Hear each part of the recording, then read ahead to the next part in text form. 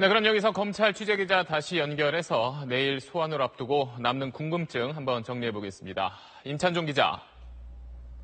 네, 계속 서울중앙지검에 나와 있습니다. 네, 앞서 이명박 전 대통령이 어떤 혐의를 받고 있는지 또 수사 쟁점은 뭔지 여기서 알아봤는데, 자, 이렇게 지금까지 알려진 거 말고 그래도 검찰이 아직 숨겨둔 히든카드 이런 게 있을까요?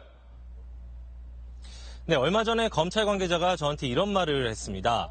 지금 바깥에서 이 사람은 진술하지 않고 있을 거야 이렇게 알고 있는 인물 중에 실제로는 검찰청에 들어와서 검찰 조사를 받을 때는 진술하는 인물들이 상당히 많다. 이게 무슨 뜻이냐면요. 이명박 전 대통령 측이 모를 뿐이지 이 전 대통령의 측근들 중에 수사에 협조하고 있는 인물들이 상당히 더 많이 있다는 겁니다. 이게 검찰이 보통 하는 방법이기도 한데요. 검찰은 분명히 내일 조사에서 이 전 대통령 측이 알지 못하거나 예상치 못한 증거나 진술을 준비하고 있을 겁니다.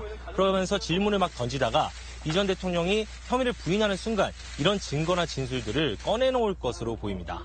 결국 내일 조사는 검찰이 숨겨둔 카드를 꺼내면서 이명박 전 대통령을 추궁하고 이 전 대통령은 이에 대해서 해명하고 반박하는 형태로 진행될 것으로 보입니다. 네, 검찰의 창과 이명박 전 대통령 측의 방패가 좀 치열하게 부딪힐 것 같습니다. 자, 아까 이명박 전 대통령 구속영장 청구 여부를 놓고 검찰의 고민이 많다는 이야기 해줬었는데 법조계에서는 이거에 대해서 지금 어떻게 생각하는지 좀 들어본 게 있나요?